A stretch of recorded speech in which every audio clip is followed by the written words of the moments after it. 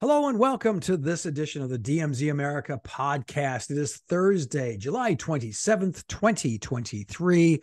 I am Scott Stantis, editorial cartoonist, coming to you from the right. And I'm editorial cartoonist Ted Rall, coming to you from the left.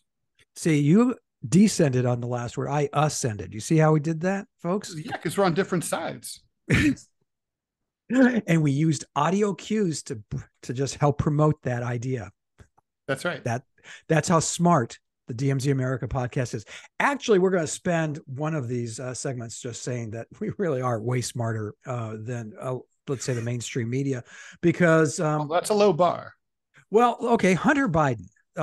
We all know about the plea bargain coming unraveled. I have said that the Hunter Biden story has legs. I've been saying it since the Hunter Biden laptop became common knowledge.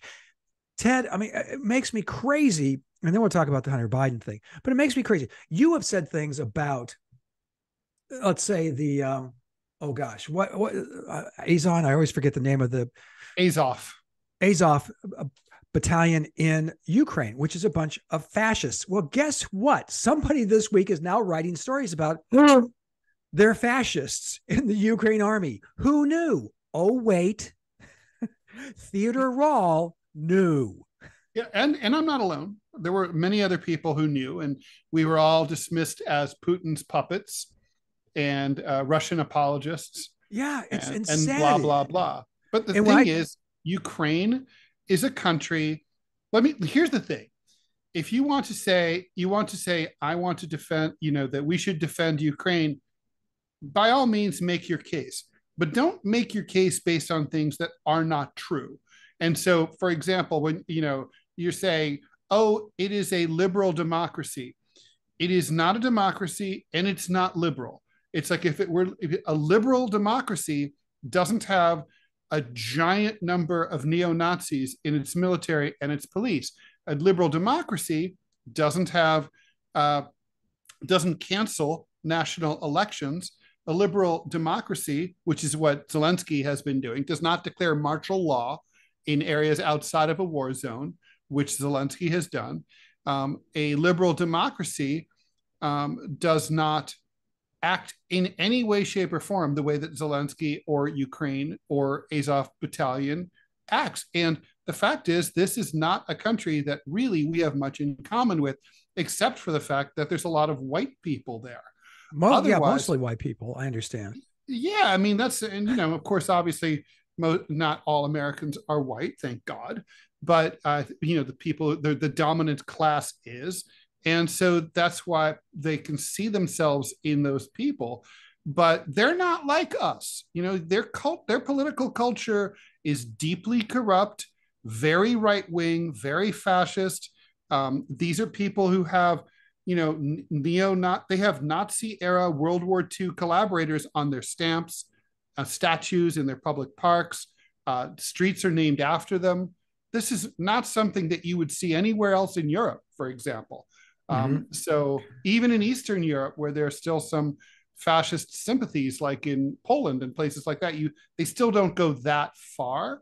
So this is not to justify or not justify anything about the invasion. This is just to say, you've been sold this war as like defending European liberal democracy, and it ain't that. So, well, and you're being sold on the Biden story. How often have I been shouted down, called names, and just effectively just been dismissed because I continue to hold to the idea that if there's smoke in the Hunter Biden story, and there has been from the beginning, let's see if there's fire. Let's just see. It hasn't been like this rabid, Joe Biden is the most dangerous president in our history. He's not. But is there scandal here? It smells more and more like it is. Now, let's look at the unraveling of the plea bargain.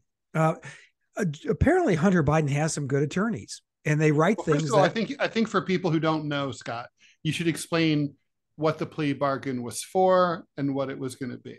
Just okay. Well, three charges: two, that he didn't pay over $1 million in taxes. Important point to make, and Ted made this during his radio show this morning, but it bears repeating, is it's not taxes on excess of $1 million. They are taxes of $1 million. It's taxes on a crap ton more money than $1 million. So 2 tax evasion charges and a gun charge that miraculously got thrown out. Now, Ted, you looked things up and researched and said it's not that unusual for that gun charge to be thrown out.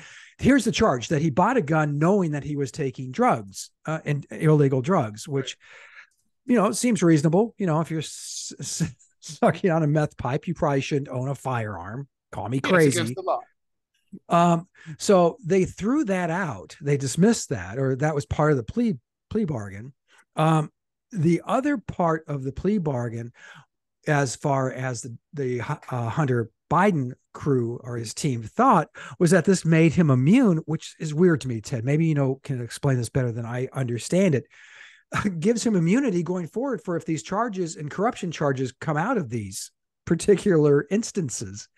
I'm going, wait, no, it's not double jeopardy. His defense team literally tried to get him off virtually scot-free by, I guess, some kind of probation. I guess, what was it? 2 years probation of some kind, or yeah, I mean, what appears to have happened here is when you look at the draft of the original plea agreement it is available online.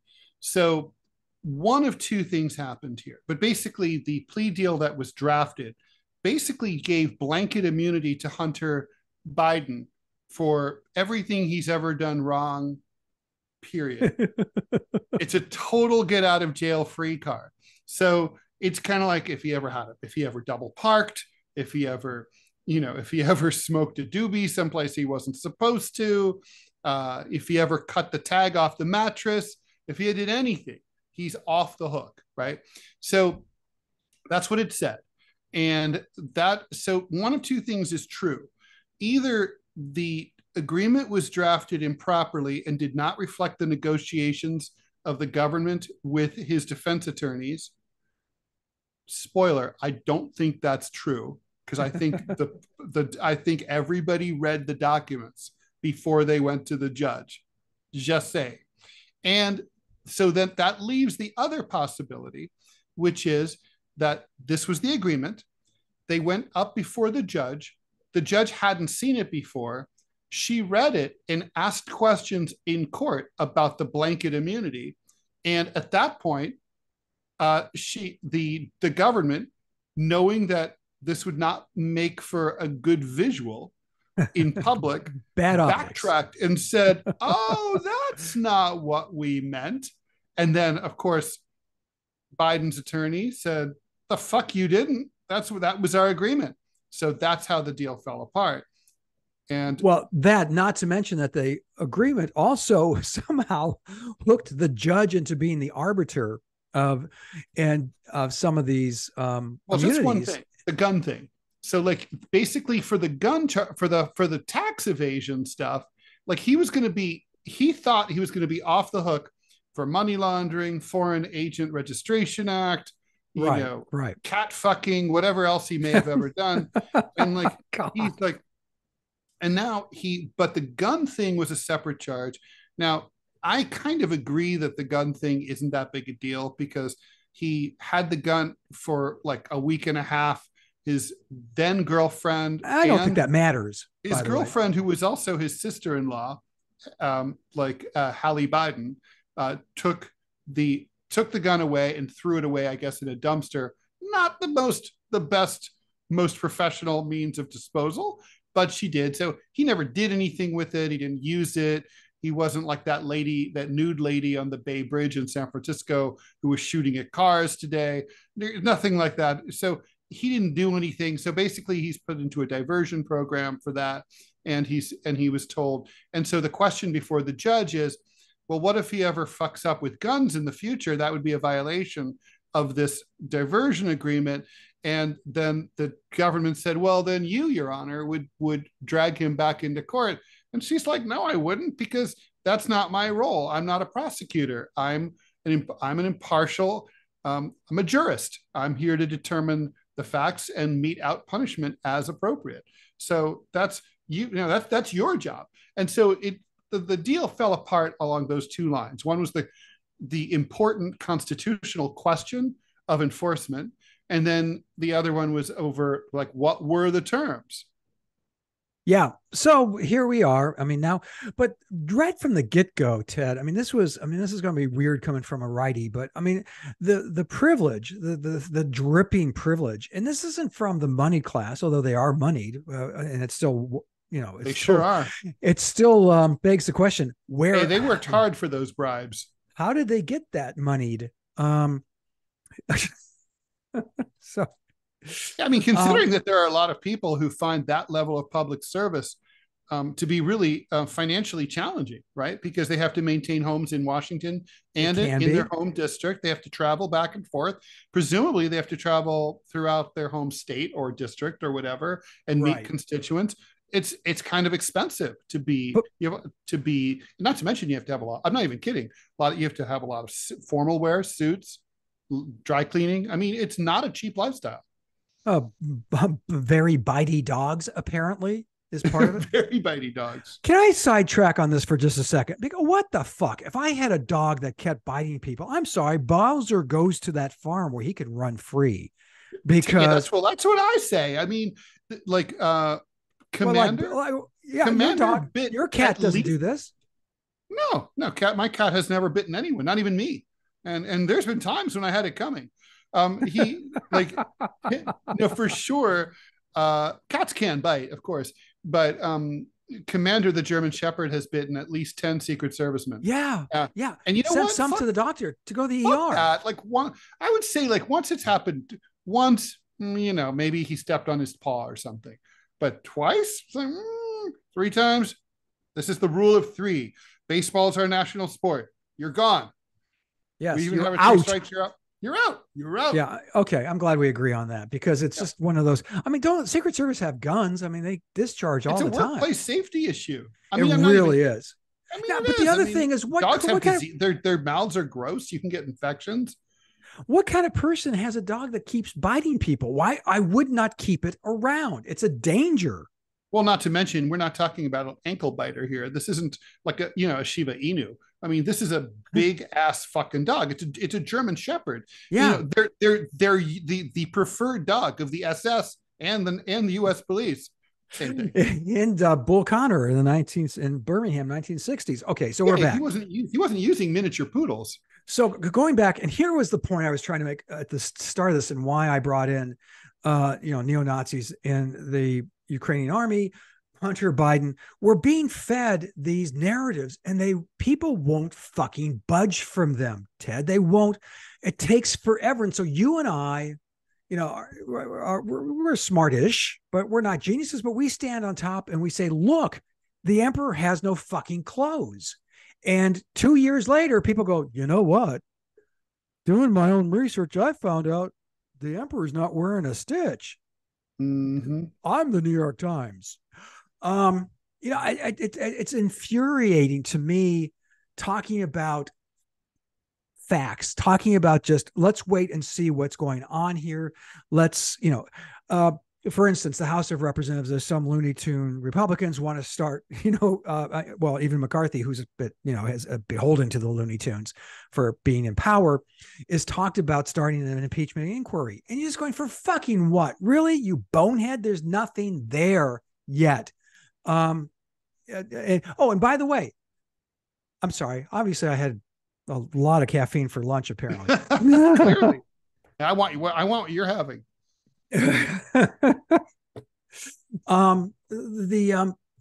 The inquiry about this, and now all of a sudden I'm having a senior moment, and I can't remember what point I was trying to make, Ted. See, that's how excited I am and how riled up. The narrative of this, the week is now saying, well, wait a minute. Is there something there that should be investigated? But more to the point, they have their lead story in Today Online on the Week magazine is impeachment becoming like a tool just to bludgeon the other party? God, Ted, I'm trying to remember what cartoonist has been saying this for, I don't know, 5-6 years. So the danger of using this, the whole 2017, 2018 impeachment of Trump I think it was 2018, right? Okay. But the first impeachment was bullshit. It was Spurs. It was on very weak tea. He shouldn't have happened. And they did it because they didn't like him, first and foremost. And two, he was a different party. So let's go get him. And it's just like, it diminishes impeachment. And now a national magazine is finally saying, hey, wait a minute. You know what we just noticed? You run my cartoons. I've been saying this for half a decade. Anyway, okay, I'm back. Okay. Deep breaths. Deep breaths. So the Hunter Biden story, where do you think this goes from here? I have my own ideas, but I want to know what you're thinking, Ted. I think, I've been, the place to read, right, is Miranda Devine's writing in the New York Post. She obviously has a direct line to the House Oversight Committee where this is all coming out. And you can sort of tell there's roughly 2 articles, extremely well sourced every single week. Every one brings you exactly one step closer. My theory here is the Republicans, Comer, they know exactly what happened. They can prove it. And they're just putting this together one step at a time. So very small brain of American can understand. So, because otherwise it's going to be like Iran-Contra, which no one could understand. Like the weapons are funneled through like South Africa, and where the Sultan of Brunei is somehow involved. I mean, that was actually true. There was money laundering in Brunei and all sorts of crazy shit through the Panama Canal. Iran-Contra was complicated. No one could get it, and that's why really there was very little accountability. This is a complicated scheme, so they're laying it out one step at a time. And I think basically, long story short, even though today's reporting is that House Speaker Kevin McCarthy is a little bit backpedaling on his earlier talk about how he was contemplating an impeachment investigation, I think that's exactly where we're headed. I think the Republicans are within 2 months, sometime this fall, they're going to commence proceedings to impeach President Biden. And yes, it's political. And of course, impeachment is a political process. And they're going to take this throughout the election, and they're just going to slowly, just like Clovis playing with his prey, just slowly play with it until it fucking drops dead of exhaustion. And that's what's going to happen that's what happened to Warren Harding, literally, with Teapot Dome, and I would say that was arguably the biggest political scandal in U.S. history. I don't know what you would say it is, unless you want to count the 1876 election. In terms of a corruption scandal, Teapot Dome, I think, is the big one. If 10% of it is true, is the biggest political scandal in U.S. history. I mean, at bare minimum, the president of the United States accepted $5 million from Ukraine. Oh, minimum. And then went to war for Ukraine. That's at bare minimum. This is another reason that Joe Biden should not run for re-election. This story is going to get uglier and uglier. Joe Biden knows where this story is going to lead. And let's assume for a moment, and it's a big assumption, and if you look at the recent polls, it's becoming a bigger assumption every day, that Joe Biden will win re-election. If he gets reelected, not his age, but his ethics will get him removed from office. I couldn't agree more. Ted, on a lot of side notes, a lot of ADHD going on here, but Warren Harding, was he murdered by his wife? Have you heard this? Do you know this? I do not. I've never heard that. He was on a trip with his wife, who apparently she had recently just found out, although I have to believe she knew, but anyway, that he had a girlfriend. Warren Harding would leave, himself. He was laying pipe? Old Warren? Oh, he's a good-looking guy. He was apparently quite the swordsman, and he would excuse himself from cabinet meetings and go and how can I put this? Stoop his girlfriend in a linen closet in the hallway near the stoop, not stoop. I thought it was stoop. Probably, given that Yiddish has so many things, stoop probably means something completely different. Okay, well, anyway, probably means like to place your rabbit in the in the closet or something. Well, speaking of closets, that's where he and his mistress used to do things for quickies during the day in the White House. So she found out about it. He was on a trip out west, and then all of a sudden just dropped dead. He showed no indications of being ill or having, heart issues or anything of the kind. He just sort of, and we had President Coolidge. Huh. Well, I mean, he was, and he wasn't really that old. I'm looking that up now. I thought he was, because he had he's in, the pictures are black and white. So, everyone looks old in black and white. Well, plus he had that shock. It was all white hair. He had that great white mane. Yeah. So wait, so he was 23 plus 35. So he was 58 years old. That's all? He was my age. A little younger. 57, actually. Well, stay away from your closets. He died in San Francisco. Yeah, he didn't just leave his heart. He filled his heart in San Francisco. Anyway, so there's his wife, Florence Kling. Yes, indeed. They were married because they were socially equal, but she wasn't pretty. She may have had a winning personality. Did she? She did not, actually. She was apparently very regal and very haughty. She was from Marion, Ohio, however, and her ancestors were French Huguenots. So, well, I don't know what to say to that. And she was a concert pianist.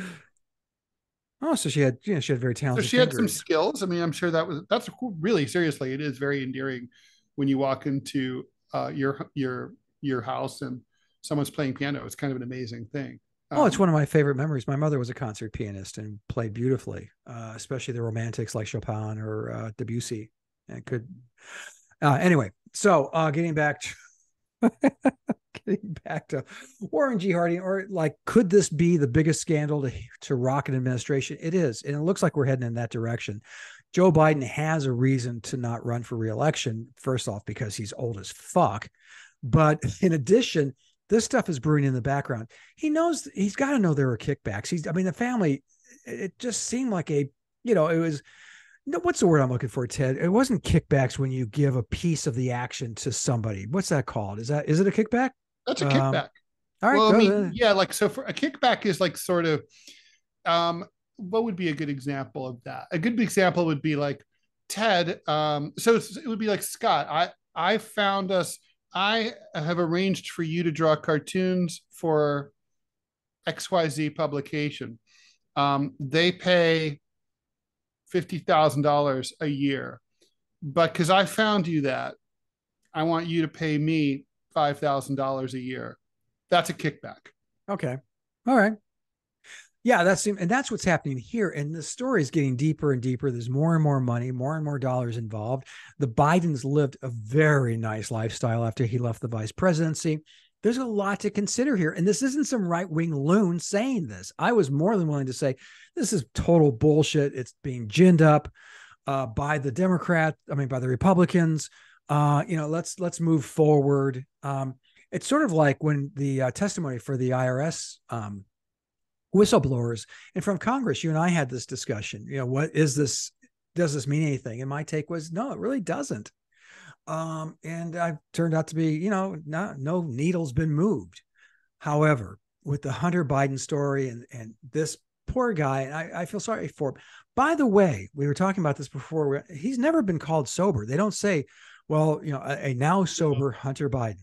I'm not saying he's not. They say he's continuing to rebuild his life. Is the Karine Jean-Pierre line that she keeps repeating. Now, does that mean he's found a discreet pusher? Does that mean he's more discreet hookers? What does that mean? What the fuck it means. It's interesting that he's living with dad at the White House, which is strange. Yeah, that's really. And by the way, he showed up at today's weird plea bargain deal with a White House paid, taxpayer paid, apparently, entourage motorcade. He got his own motorcade. Are you serious? Cadillac Escalades who took him to the courthouse. And that ain't right. I'm sorry. I'm sitting here thinking, I fucking paid for that. You paid for that. I mean, and he's a rich dude. I mean, pay for your own shit, you rich asshole. Yeah, when he didn't shell out $1 million in taxes. He's got the dough. Now, here's the thing that's funny. Democrats are saying there's no evidence. Okay, so let me just give people a little grammatical lesson here. So no evidence means that there's literally absolutely no facts that have been presented that indicate anything. That's not true here. There's definitely evidence of wrongdoing here by Hunter and Joe Biden. Now, is that proof? Evidence and proof are not the same thing. Evidence can amount to proof. If the Democrats want to say it hasn't been proven yet, I would say that's true. But I would say that you can really see the direction that this is going, and it probably is true. And if you look at it the other way around and you sort of, you try to engineer this backwards and you think, okay, well, let's say it's not true. Then what's the alternate explanation, right? Like how did those $5.3 million turn up in Joe and Jill's personal bank account in 2017 and 2018? How? And there's no alternate explanation being provided.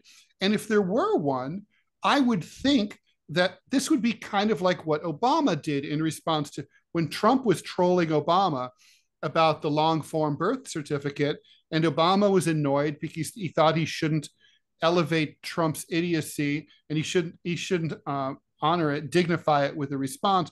Ultimately, he was like, here it fucking is, shut the fuck up. And that was the end of it.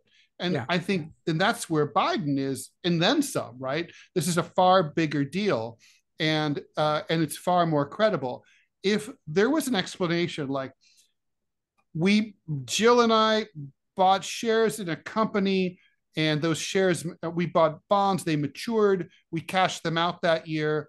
We didn't want to talk about it because it was a Swiss company, and we were trying to be American through and through. And anyway, that's where it's from. And it was, here's the company and here's the document. Then I'd be like, maybe there's not much to this Hunter Biden thing. Like you, Scott, I didn't think at the beginning that the Hunter Biden laptop was interesting in any respect other than showing a lot of very disturbing photos of sex and drugs being used. I did not think that, I never would have thought at the time that this was going to get us to where we are here. But now I do think, I'm going to go out on a limb here. I think President Biden is going to be impeached or forced not to run for re-election because of this. We're not there yet. I don't think we're there yet. That's where we're headed. I don't think that happens until after the 24 election. We shall see. But here's the thing, Ted. We're saying it now. If you're listening to this podcast, and God knows you should, this is going to be discussion point in roughly 18 months. That seems to be the lag time between when Ted and I say something is something and the mainstream media. The Republicans have a lot of incentive to move this quickly because of the election. Right. But they also have overreach. Last point, Jim Jordan, congressman from Ohio, who apparently cannot afford a sport coat. He's always wearing this Justice inflation. Shirt. Well, I think he's one of these.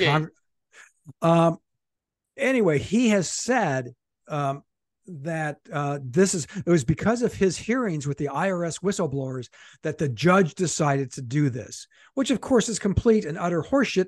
Zero evidence that was the case, but by gum, the Republicans are going to do what the Democrats have always done, which is way overreach. And they could overreach us to the point where, Americans just don't believe it, but I hope that, let's take it judiciously. I hope that the model you said going forward is the model. We're going to take it step by step, explain to the lizard side brains of Americans who can't understand math or English or, well, a lot of stuff. And they're going to catch up. And so I think it's 18 months. I think it's after the election. Ted, you're right about, the Republicans wanting to make this it's going to be a campaign issue. Watergate was a campaign issue. Some cartoonists actually drew about it during the 1972 election, but it was considered like, that's weak tea. It's bullshit. There's no connection between that and the White House.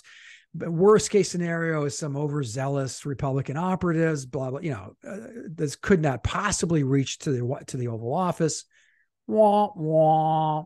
And that's how this looks. This is how this is starting to smell to me, Ted. Unless there's some smoking gun. And you're right. The $5.5 million that shows up in Jill and Joe Biden's bank account, you got it. Where did that come from? And if it comes from Uzbekistan or Ukraine or one of the other stans, then we have a very profoundly serious problem. And Joe Biden, I don't think he should run for re-election anyway. But this would be put the kibosh on it. Or not. Maybe they think they can trump it. I mean, don't forget, we're talking about, by the way, on the other side of the election, we're talking about a guy who's going to be under, 3-4 indictments? Yeah.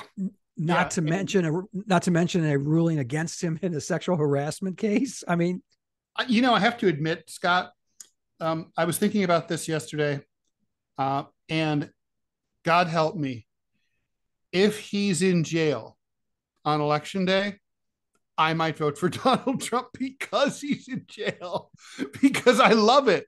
I love the idea. It would be like, I mean, we can't have a revolution like the French do and like good countries do. We don't protest anything. We're too lazy. It's like hot and cold, or not hot enough, or not cold enough, whatever. There's no pastries being served. So we don't protest. So the only way to really fuck up the system is to elect a man who's in prison as president of the United States. All right. Let me just say that Ted is feeling very warm, very close to, and very triggered by Eugene Debs. For those of you who have no idea what I'm talking about, Eugene Debs ran from prison. He was tried under the Sedition Act because he opposed World War I, which he should have, because it was fucking stupid.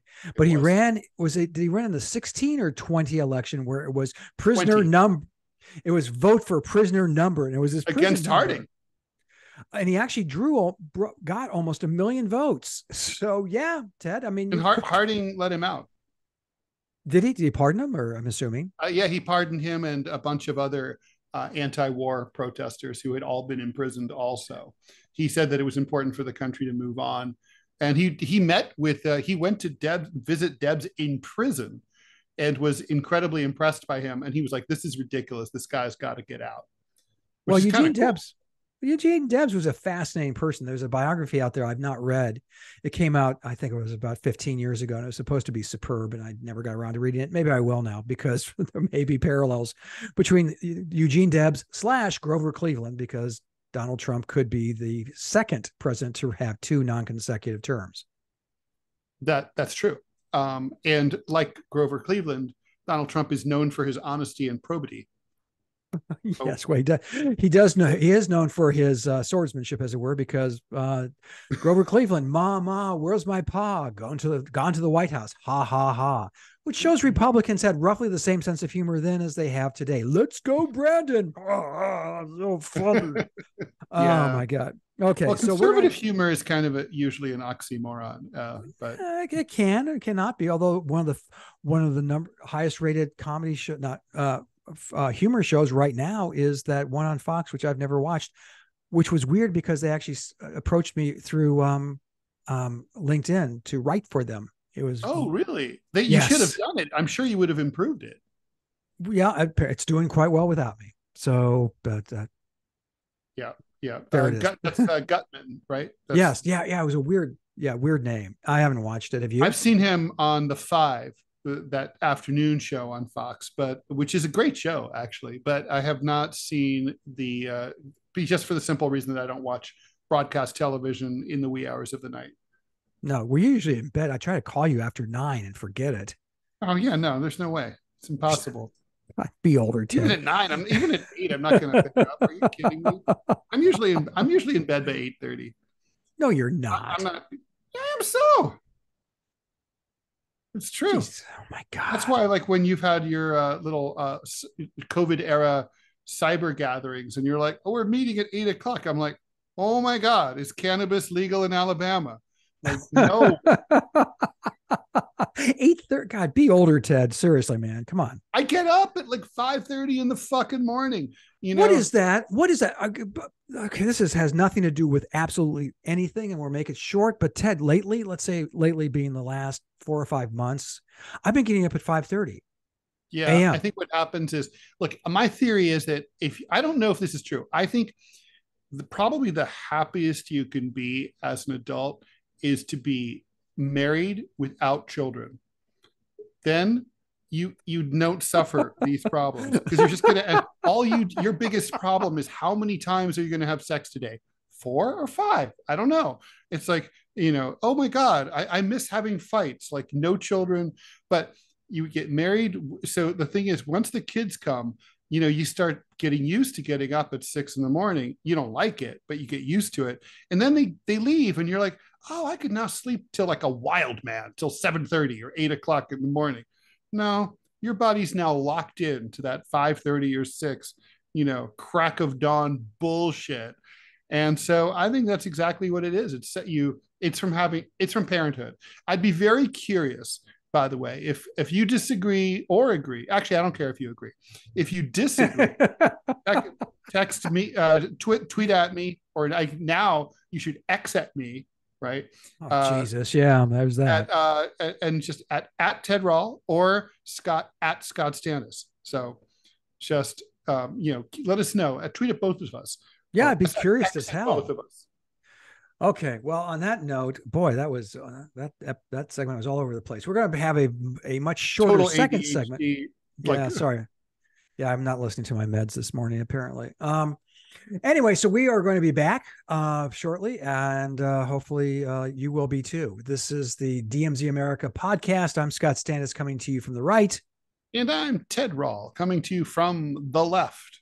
We'll be right back.